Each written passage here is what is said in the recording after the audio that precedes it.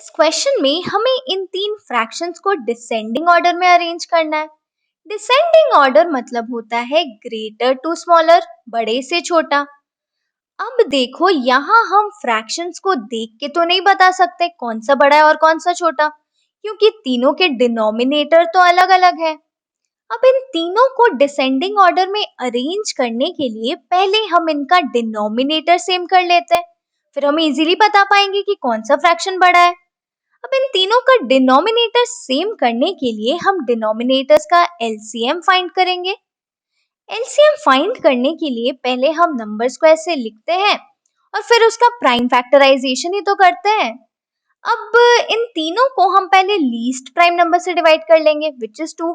अब यहाँ 10 है और 10 एक इवन नंबर है तो ये 2 से डिविजिबल होगा। अब यहाँ 5 ही आ जाएगा क्योंकि 5 तो 2 से डिविजिबल नहीं है और 7 भी 2 से डिविजिबल नहीं है तो यहाँ हम 7 लिख देंगे और यहाँ आ जाएगा 2 5 से 10। अब देखो यहाँ 5 है और यहाँ भी 5 है तो इस पूरे को हम 5 से डिवाइड कर लेते हैं तो ये आ गया 5 1 5। अब 7 5 से डिविजिबल नहीं है तो ये 7 ही रहेगा और ये हो गया 5 1 5। अब यहाँ 7 है तो इसको 7 से डिवाइड कर लेते हैं तो ये आ गया 7 1 7। तो हमारा एलसीएम आ गया 2 इंटू 5 इंटू 7। 2 5 से 10 तो 10 इंटू 7 आ गया 70।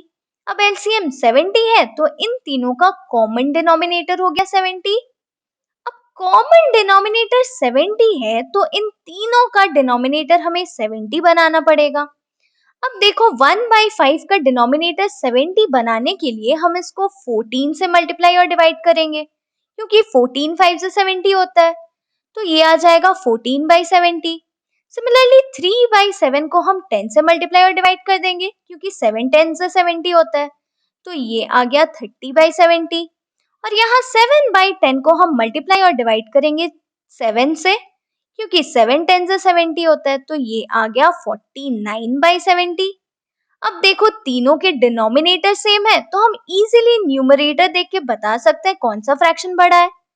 तो यहाँ सबसे बड़ा है 49/70, उससे छोटा है 30/70 और सबसे छोटा है 14/70। तो ये हो गया इन तीनों नंबर का डिसेंडिंग ऑर्डर। अब देखो 49/70 ओरिजिनली था 7/10 तो इसको हम लिख लेते हैं 7/10। 30/70 था 3/7 और 14/70 था 1/5। तब इन तीनों फ्रैक्शन का डिसेंडिंग ऑर्डर हमें मिल गया 7/10, 3/7, 1/5।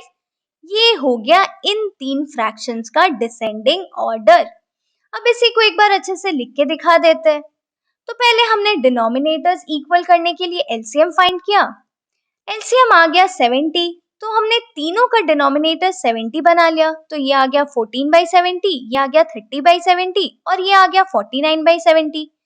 तो इन तीनों का डिसेंडिंग ऑर्डर हमें मिल गया 49/70, 30/70 और 14/70।